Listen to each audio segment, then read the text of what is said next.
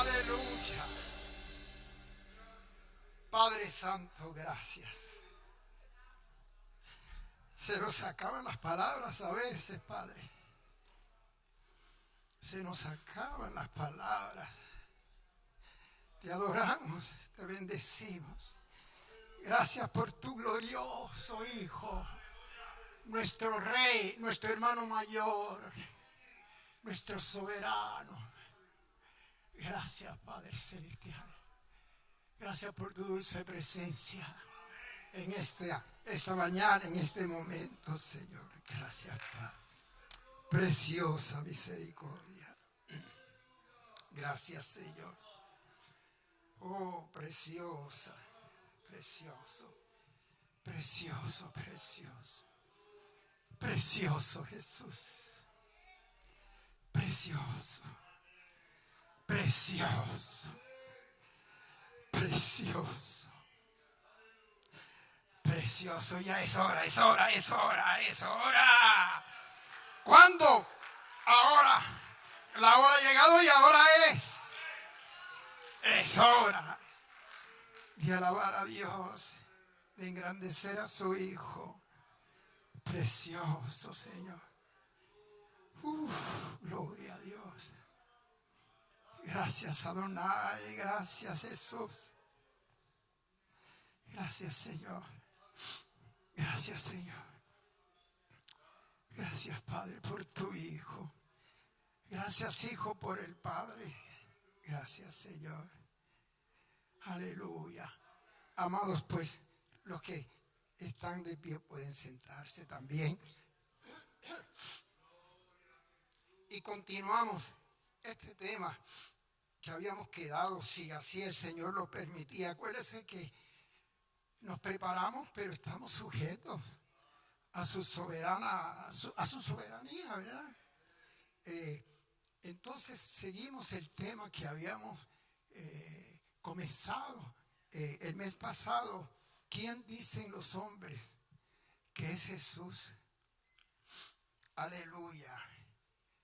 ¿Quién dicen los hombres que es Jesús? Y acuérdense que él preguntaba, ¿y ustedes, mis discípulos, quiénes dicen ustedes que soy yo? Y ellos comenzaron a mencionar profetas por todos lados.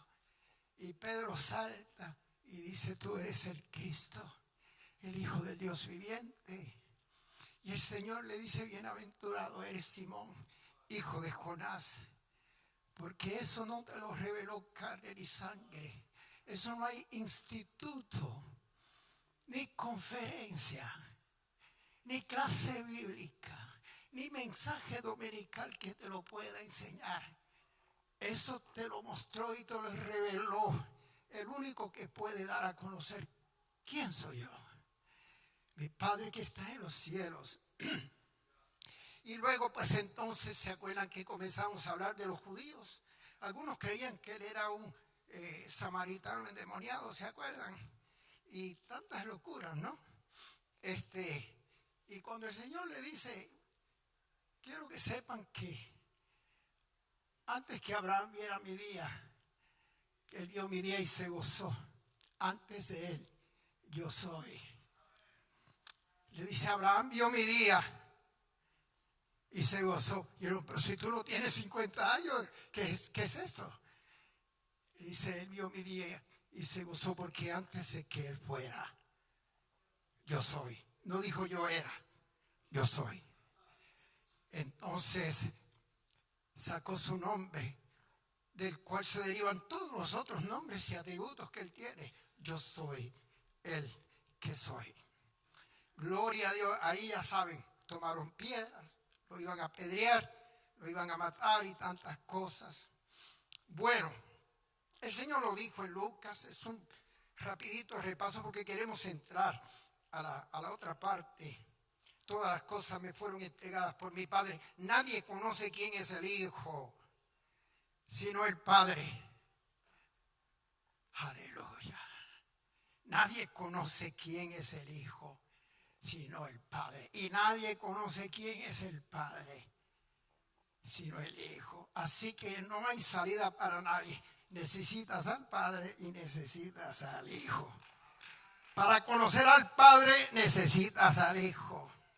Para conocer al Hijo necesitas al Padre. No hay salida. Y el Espíritu Santo está presente, pero como Él tiene esa característica tan gloriosa, que Él siempre está proyectando a Jesús y levantando a Jesús. Y Jesús a su vez siempre estaba levantando y exaltando al Padre. Pero hoy vamos entonces a traer el tema, ¿quién dice el Padre que es Jesús? Ahora es que la cosa se pone más apretadita. ¿Quién dice el Padre que es Jesús? Pero voy a comenzar antes de eso en un versito que tiene que ver con lo que se dijo un mes atrás y que se va a enlazar con esta fase. ¿Quién dice el Padre que es Jesús? En Juan 10:24, la versión 95 y la versión 60, en esto pues son mis preferencias. Aquí es la 95. Los rodearon los judíos. Esto fue más tarde, en el capítulo 10. Lo rodearon y le dijeron, ¿hasta cuándo nos tendrás en suspenso? Si tú eres el Cristo, dínos abiertamente ya. Esto no hay que darle vuelta tanto, dilo ya. Jesús les respondió, os lo he dicho y no creéis. Pero si Él no les había dicho a ellos quién era Él, inclusive usted notará en los evangelios que en más de una ocasión el Señor hacía milagros extraordinarios y les prohibía terminantemente, no le digan a nadie quién hizo esto. No le digan a nadie que fui yo. Algunos salían, y yo no lo culpo, ¿sabe? Salían locos y sin idea diciendo, el carpintero, el rabí, el que ustedes dicen que es un samaritano medio oído, ese fue el que me puso las manos, se fue la lepra, se fue la ceguera. Pero el Señor hacía todo lo posible. No le digan a nadie quién es el Hijo del Hombre.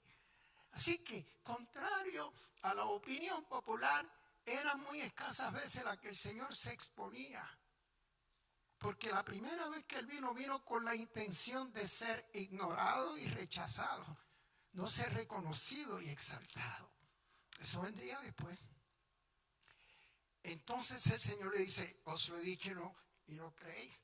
Entonces Él cualifica y les explica cómo era que Él le decía a ellos quién era Él. Dice, las obras que yo hago en nombre de mi Padre. Ahí vamos. Ahí vamos conectando el asunto.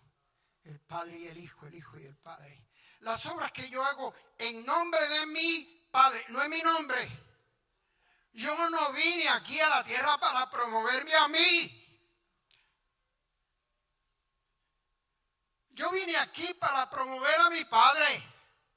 Y todo lo que yo hago desde el nacimiento, muerte y resurrección tiene un solo objetivo: engrandecer la gloria del que me envió. Porque mi delicia, más allá de aún ser el Mesías, mi delicia es hacer la voluntad del que me envió. Esa era la delicia de Jesús. Eso era lo que movía a Jesús. Antes de tener un cuerpo humano, cuando tenía un cuerpo humano, y todavía ahora Él sigue siendo la delicia del Padre. O como decía Salomón, por el Espíritu Santo, usando figuras, yo la sabiduría me deleitaba con Él, día y noche desde tiempos antiguos, antes que nada, y tenía mi delicia con el Padre. Amén. Vamos por ahí. Entonces dice, las obras que yo hago en nombre de mi Padre, ellas dan testimonio de mí. Ellas dicen quién soy yo. Y sabe que nosotros no estamos muy distantes de esa instrucción. La palabra dice, por el fruto la gente sabrá quién es usted. Por el fruto la gente sabrá ¿Quién dice el Padre que es usted? ¿Quién dice tu Salvador que es usted? ¿Quién dice el Espíritu Santo que es usted? Por el fruto. Porque hoy en día está la moda de decir soy cristiano. Soy cristiano. Pero el fruto es lo que habla con excelencia y elocuencia. ¿Quién es Él? Cuando la gente ve su obra en mí, una obra que no se limitó a lo que Él hizo en mi vida 53 años casi atrás o 52, sino el fruto que sigue creciendo y sigue hablando y sigue dando testimonio mientras yo crezco en santidad. No le tenga miedo a esa palabra que es maravillosa, que es gloriosa y que es el pasaporte para entrar al cielo. Lo dice la palabra. Llegue usted al aeropuerto del cielo y digan, ¿dónde está el pasaporte? ¿Cuál? El que dice justificado, redimido, santificado. Arriba tiene un sello que dice santidad Jehová. ¿Dónde está? Uy, se me quedó el pasaporte detrás. Usted no puede entrar aquí porque aquí sin pasaporte nadie verá este país. Sin santidad nadie verá a Dios. Esa es una de las palabras más maravillosas del Evangelio. Dice entonces, ¿quién dicen los hombres? ¿Quién dice el Padre que soy yo? Juan 10, 24 y 25. Perdón, ya ese lo leímos. Mateo 3, 16 y 17. Y Jesús, después que fue levantado, subió enseguida del agua. Y en ese momento los cielos le fueron abiertos y vio el Espíritu de Dios que descendía como paloma y se posaba sobre él y descansó sobre él. Y se oyó una voz de los cielos que decía, ese es mi Hijo amado en quien tengo complacencia. En otras versiones dice, quien es mi delicia.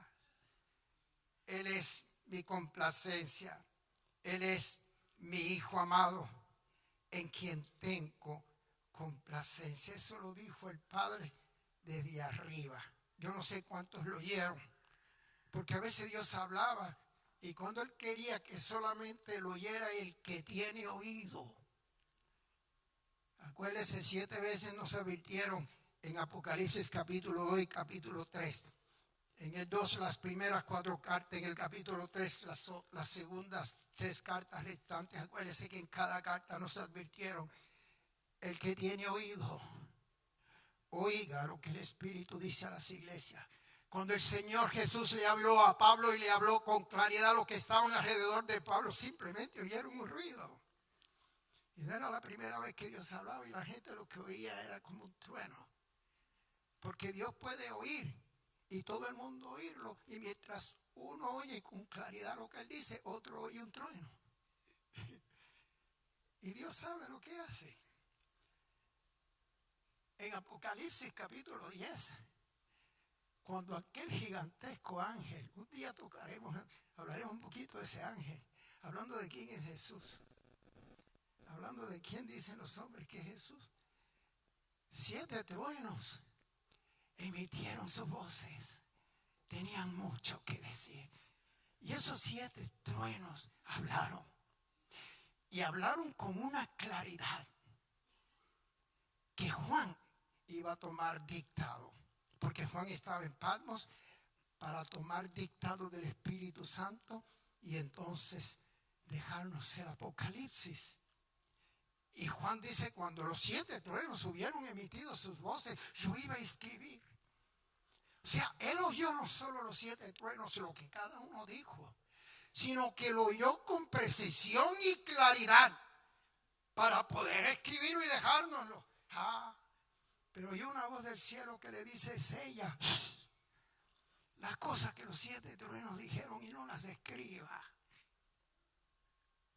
Y si él no las escribió, es porque él oírlo y entenderlo era para el beneficio exclusivo de él. Porque hay cosas que Dios te puede mostrar y quizás no sea para que tú las divulgues rápido. Pero a lo mejor los frutos en tu vida de lo que Él te dijo en secreto, la gente lo va a leer y va a decir, esta ha estado con Dios. Bendito sea el Señor. Y conocieron que los discípulos habían andado con Jesús. Hay algo particular con los hombres y las mujeres que andan con Jesús. La gente ve algo. Ven a Jesús. No saben definirlo ni describirlo, pero ven a Jesús. Así que no es tanto que la gente sepa cuánta cosa particular Dios nos diga, sino que lo que Dios nos diga, y si me dice, eso es para ti, que el efecto de eso dé un fruto. Y que la gente que no sabe exactamente lo que yo dije de Jesús, puedan decir como decía Pablo, porque vosotros sois cartas abiertas, leídas por todos los hombres. Usted es una página blanca sobre la cual Dios quiere escribir una epístola que lleve su autoría, inspirada por el Espíritu Santo a través de tus frutos. Tus frutos hablarán más elocuente que la gramática, que todos los términos de elegancia. Dicen amén. Dios te llama para hacer una carta, una epístola abierta y escribir en ti algo que la gente no sepa cuándo lo recibiste, cómo lo recibiste, pero que puedan leerlo y entenderlo, y el que lea lo que Dios escribió en tu vida, corra, porque fue impactado, porque leyó algo en ti. Y sabe lo que posiblemente leyó en ti a través de los frutos que tú das en tu vida y en tu diario.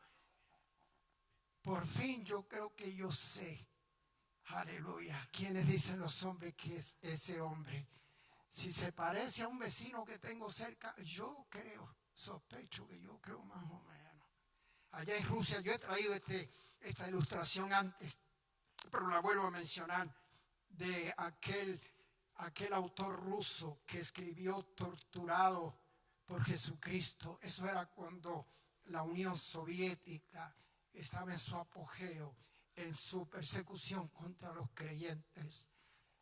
Y entonces cuando él fue preso, creo que unos 12 años, por ahí todavía está el libro de él, él estaba con otro prisionero. Y cuando le traían su pequeña ración de pan, de agua, poquito, él veía que no era suficiente y él agarraba de su trocito y su porción y partía y se la añadía a la porción del que estaba compartiendo la celda, que no era creyente y que era ateo.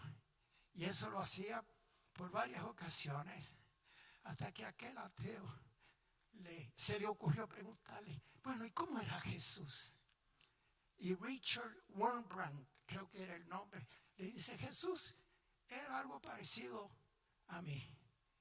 Y cuenta el libro que aquel prisionero duro le dice, si Jesús es algo como usted, yo quiero recibirlo. Wow. Wow. ¿Quiénes dicen los hombres? ¿Quién dice tu testimonio que es Jesús? ¿Quién dice mi testimonio que es Jesús?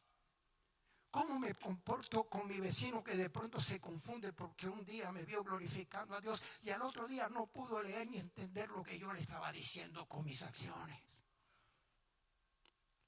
¿Quiénes dicen los hombres que Jesús? Aleluya. Gloria al Señor. Mientras él aún hablaba, en Mateo 17, verso 5, Jesús sube a un monte alto. Y el autor no nos dice cuál era el nombre de ese monte. No era el monte de Sión. Algunos dicen posible el monte Hermón, un monte alto. Y subió con 3 de los discípulos. Él tenía en un momento dado cientos y cientos de discípulos. Luego se fueron reduciendo y luego se reducieron a 12. Y de esos 12 a veces él llamaba solo a 3. Aleluya. Y los llamaba aparte y les mostraba y les hablaba cosas que no las compartía con los otros 9. Aleluya. Cuando usted ve algo que parece que el Señor está haciendo acepción de personas o preferencias, no se le ocurra ir allí. Dígale, si el Señor lo hizo así, teológicamente no tengo la comprensión, pero Él sabe lo que está haciendo. Punto. Él sabe por qué lo hizo y ahí usted descansa. No se ponga, pero ven acá, ¿por qué el Señor 3? ¿Por qué es 9? ¿Y qué es eso? ¿Y no eran 12?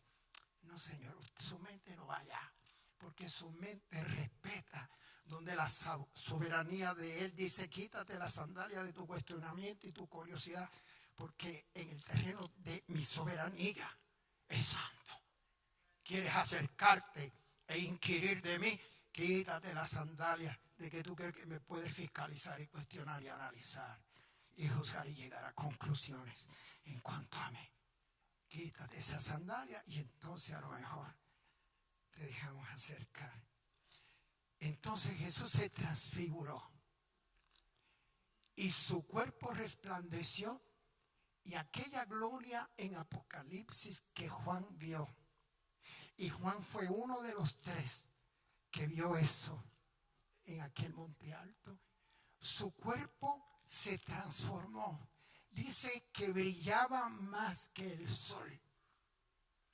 Y dice también que sus ropas, hermanos, sus ropas resplandecieron y brillaron. Que brillara su cuerpo no nos sorprende, pero aún la ropa que tenía brillaba gloriosamente, porque esa gloria de Dios se pega a lo más cerca que esté de nosotros. Moisés vio esa gloria y se le pegó en la cara. Bajó y no se le quitaba de la cara.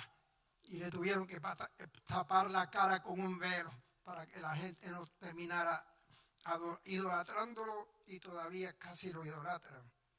Entonces, mientras él aún hablaba, allí aparecieron, mire qué cuadro tan majestuoso, tan lleno de soberanía y grandeza. Allí se le aparecieron Moisés y Elías. Moisés, el representante de la ley, Elías, el representante de los profetas. Allí estaba el testimonio de la ley y el testimonio de los profetas. Allí estaban la ley y los profetas inclinándose a la gracia hecha carne, a entregarle a la gracia el bastón, porque de ahí en adelante ya la ley y la gracia terminaron su trabajo, y cualquier cosa que quieran aportar tiene que ser a través del que se transformó en aquel monte. Y entonces los discípulos quedaron, aquí dice, quedaron al oír esto, porque cuando una nube, mientras él hablaba, mientras Jesús hablaba con Moisés, con Elías, una nube de luz los cubrió. A todos, una nube de luz los cubrió. Y se oyó una voz desde la nube que decía: este es mi Hijo amado, en quien tengo complacencia. A él oíd.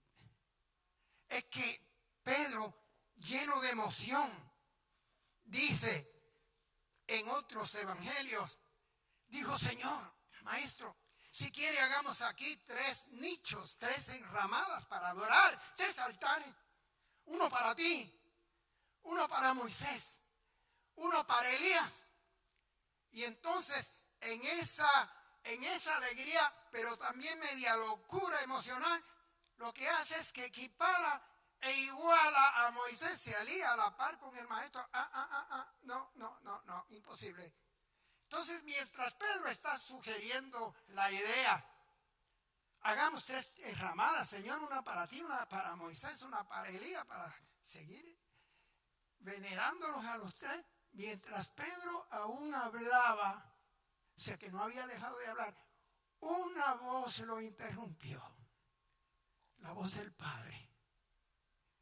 Y si hay un ser educado y de buenos modales en el universo, es nuestro Señor. O sea que cuando el Padre interrumpe a Pedro, el Padre no está interrumpiendo a Pedro. Pedro está presumidamente interrumpiendo al Padre. No tenía la palabra. para hablar y expresarse. Por eso fue interrumpido, porque lo que se interrumpió no fue a Pedro, lo que se interrumpió fue la interrupción de Pedro. Mientras Pedro aún hablaba, se oyó una voz de la nube que los envolvía diciendo: este es mi hijo amado, a él oíd. O sea, Pedro, el tiempo de oír a Moisés se acabó. El tiempo de oír a Elías se acabó. Si quieres oír a Moisés, tienes que oírlo en mi hijo y a través de mi hijo. Si quieres oír a los profetas, tienes que oírlos en mi hijo y a través de mi hijo. Ese es mi hijo amado. En él se resumen los viejos pactos. Él hace de todo un nuevo pacto por su sangre. A él, oye, ¿quién dice el Padre que es Jesús? El único al que tenemos que oír. Hermanos, ¿cómo me gozo yo al leer de Elías? Elías es uno de mis héroes. Era extraordinario. Y tenía un temperamento que si usted lo agarraba y no durmió bien esa noche, como la unción residía sobre ellos, si tú no te cuidabas, mandaba pedir fueguito del cielo y tú terminabas convirtiéndote en un asadito. Lo hizo en más de una ocasión. Y Moisés era un hombre muy humilde. La Biblia lo dice. Pero cuando aquellos sinvergüenzas quisieron usurpar el ministerio que no Moisés, que el Padre estableció, Moisés le dice, después que la vara de las dos se reverdeció la de Aarón y Dios por la señal certificó que solo el sacerdocio levítico era el aprobado por Dios, Moisés le dice, porque ya habían 250 hombres bien reuniditos, estaban ahí todos apiñaditos, y Moisés le dice, si ustedes mueren como cualquier otro ser humano, pues entonces no es el ministerio levita, pero si la tierra por casualidad le da con abrirse debajo de las chancletitas de ustedes, y ustedes se van vivitos hasta con el perro seguro, la tienda, la cosa de cocinar el pan, la mujer, la doña, la nuera, si la tierra se abre, entonces Dios escogió a Aarón y la tierra se abrió y se fueron vivitos express. No había parada en Francia, ni en España, ni aquí, ni allá. Era express, era un vuelo directito. Se fueron vivitos. Qué sinvergüenza. No se conformaron con ver el milagro de la vara. ¿Por qué no pararon allí y gimieron y gritaron por misericordia? ¿Quién sabe lo que hubiera podido pasar? Pero ellos persistieron. ¿Quién dice el Padre que es Jesús? Y cuando ustedes leen a Pedro en su epístola, dice, porque nosotros cuando estábamos en el monte vimos su gloria. Y el Padre habló desde la santísima gloria, diciendo, este es mi Hijo amado, a Elohim. O sea, Pedro da fe en su epístola de lo que ocurrió aquí. Es que ellos les fue prohibido que hablaran antes de Cristo resucitar. ¿Quién dice el Padre que es Él?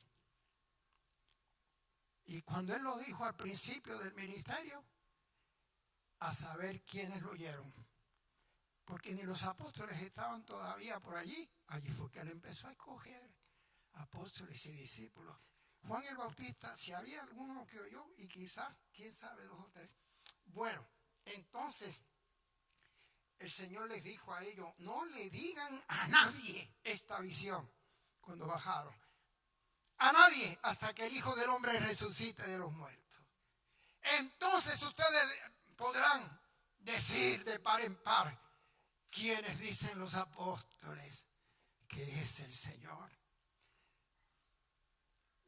¿Quién era Jesús desde tiempos antiguos?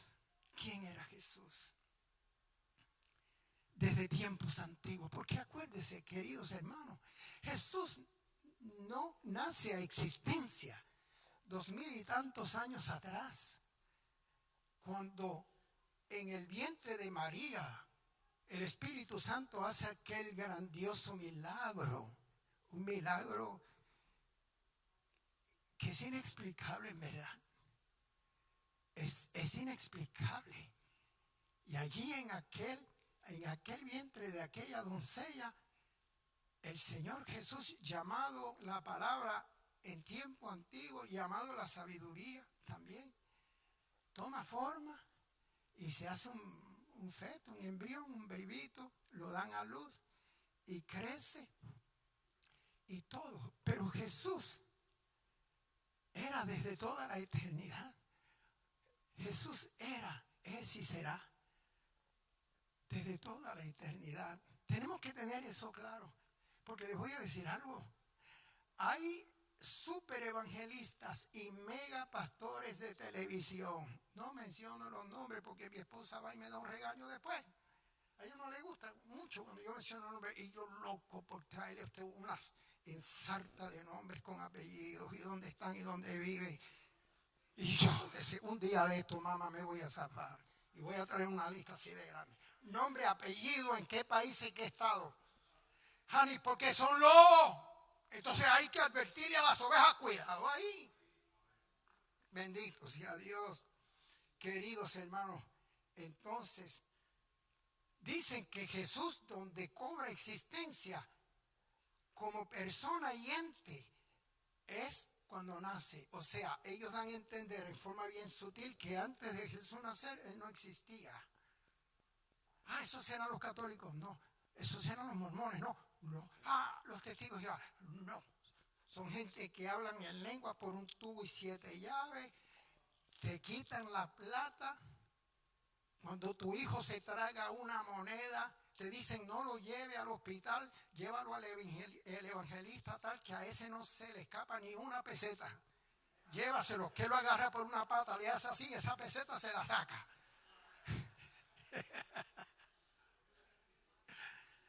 Voy para el hospital, que el nene se traiga una mano. No, llévalo a aquel pastor, muchacho. Ahí sale sin esa peseta, te lo aseguro. Y cuidado. ¿Le sacaste la peseta? Sí, pero ahora te va a costar 10 pesitos que no suenan por sacarle la peseta al nene. Me quedo con la peseta también. ¿Quién era Jesús desde tiempo antiguo? Primera de Juan dice esto. Primera de Juan, capítulo 1. Lo que era desde el principio. Aleluya. Lo que hemos oído. Lo que hemos visto. Lo que hemos contemplado. Y palparon nuestras manos tocante al verbo de vida. Porque la vida fue manifestada. Y la hemos visto. Y testificamos y os anunciamos la vida eterna, la cual estaba con el Padre y se nos manifestó. Aleluya. Son 4 evangelios. El evangelio de Juan es el más profundo. Estos 4 evangelios corresponden simbólicamente a los 4 seres vivientes que habitan junto al trono. El león, el becerro, el que tenía cara de hombre y el que era semejante a un águila volando. Si usted mira bien su Biblia y la estudia, se dará cuenta que Mateo proyecta a Jesucristo como el león de la tribu de Judá. Y cuando habla de su genealogía, la lleva y la enfatiza hasta David. Cuando usted lee Lucas, usted notará que Lucas se extiende la genealogía, pasa por ahí por todos los descendientes de David, pasa de Abraham, sigue por ahí, pasa de Ruth, sigue por ahí, sigue por ahí, sigue por ahí, sigue por ahí, y entonces llega hasta Adán, hijo de Dios. Porque Lucas llamaba al Señor en su evangelio, y Lucas se caracterizaba por llamar al Señor el Hijo del Hombre. Era Lucas el que se especializaba en ese término. Porque el Hijo del Hombre, porque el Hijo del Hombre, porque el Hijo del Hombre, porque el Hijo, era Lucas por el Espíritu Santo, y es Lucas la única genealogía de Cristo que va directamente a Adán, Hijo de Dios. Qué maravillosa es la palabra. Mateo enfatiza y lleva la genealogía al león de la tribu de Judá. Marcos no tiene genealogía de ninguna. Marcos no tiene genealogía de Cristo. Porque Marcos presenta al Señor como el becerro. De los 4 seres vivientes había uno con rostro de becerro. Mateo era el león de la tribu de Judá. Lucas presentaba a Cristo como el Hijo del Hombre. Marcos lo presentaba como el siervo humilde, sin identidad y sin pedigrí. Y por eso está ausente la genealogía majestuosa, grandiosa y gloriosa de la que habla Juan. Está ausente en el libro de Marcos. Porque Marcos presenta a Cristo como un esclavo y los esclavos no tenían manera de seguirlos porque no tenían nombres, ni apellidos propios, ni herencia, nada. Y así lo presenta Marcos. Juan es el más profundo y Juan simboliza el cuarto ser viviente que era semejante a un águila. No un águila en el nido, ni descansando en un monte. Un águila volando. La cuarta ser viviente era semejante a un águila volando. Y es el evangelio de Juan donde te remota a las alturas del tiempo eterno antiguo. Y te dice, no hay genealogía, porque la genealogía de Juan es espiritual y basta ya. Más allá del Edén, más allá de Adán, hijo de Dios. En el principio era el verbo. Esto se fue más allá de Edén. Esto se fue más allá de su genealogía que lo llevaba a la tribu de Judá, a David que era de la tribu de Judá, a Abraham. En el principio era el verbo y el verbo era con Dios y el verbo era Dios. Este era en el principio con Dios. Allí se acabaron la genealogía. Por eso Juan representa el ser viviente que estaba semejante a un águila volando, porque empiezas su evangelio no dándote un cursito genealógico, sino que te trepen alas y alturas espirituales y revelación. Y te llevan a unas alturas de eternidad que te marea y me embarreo mirando desde allá. Aleluya. Es este Juan el que dice lo que era desde el principio. Lo que hemos oído. ¿Desde cuándo estaban oídos de este? Desde Génesis. Desde la primera promesa hecha de él a Eva y a Adán. Lo que hemos visto con nuestros ojos. Caminaron, comieron con él. Lo siguieron y lo sirvieron. Lo que hemos contemplado, porque hay gente que tiene ojos pero no contempla. ¿No se ha sorprendido usted mismo a veces mirando algo que de pronto usted se da cuenta que en verdad no lo estaba mirando, sino que usted estaba en la casa de Jurutungo en ese momento? Mientras que su vista estaba mirando. Oye, pero tú estás viendo eso. Sí. Estaba mirando físicamente, pero no estaba contemplando. Y hemos contemplado y palparon nuestras manos tocante al verbo de vida, porque aquel verbo se hizo carne. ¿Quién dice la iglesia? ¿Quién dice el Padre? ¿Quién dice la eternidad? ¿Quién dice la naturaleza? Que es el Hijo del Hombre. Aleluya. Y la hemos visto porque la vida fue manifestada y la hemos visto y testificamos y os anunciamos la vida eterna, la cual estaba con el Padre y se nos manifestó. ¿Quién era Jesús? Desde el antiguo, el verbo eterno, el que tiene existencia en sí mismo eternamente. Pero si Él es Hijo y el Padre es Padre, ¿cómo camina la cosa? Si el Padre es Padre y Él es Hijo, en algún punto no tendría Él principio de existencia. No.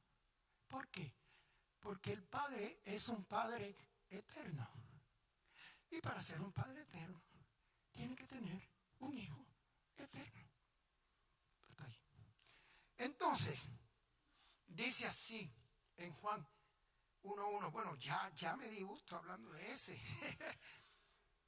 En Apocalipsis 19 se ve en un caballo blanco, guerrero, con muchas diademas sobre la cabeza, apuntando a sus victorias, a sus múltiples victorias, porque despojó al diablo, despojó a los principados, despojó a las potestades, despojó el pecado, despojó el hombre viejo, despojó la muerte. Y aunque la muerte todavía está dando coletazo, dice que el último enemigo será la muerte y el Señor le tiene asegurado una fechita para ella, no se preocupe. Mientras tanto, lo que es legalmente el imperio de la muerte, Él se lo quitó al diablo, no cuando venga, sino en el Calvario.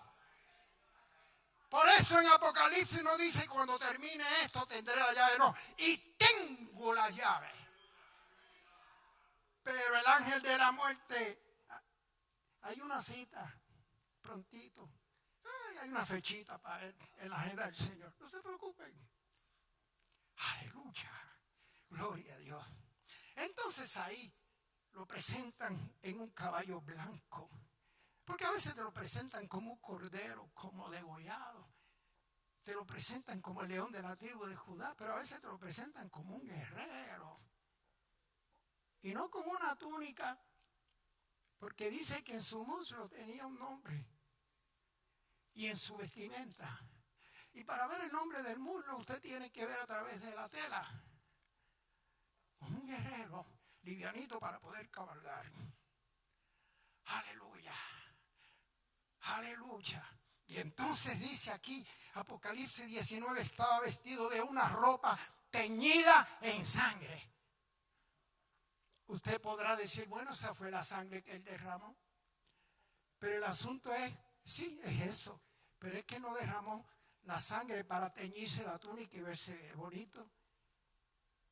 Es que él se empapó de sangre porque la de muertos que dejó frente a ese caballo blanco y frente a su naturaleza de guerrero. Acuérdense que estamos hablando de Jehová Adonai de los ejércitos.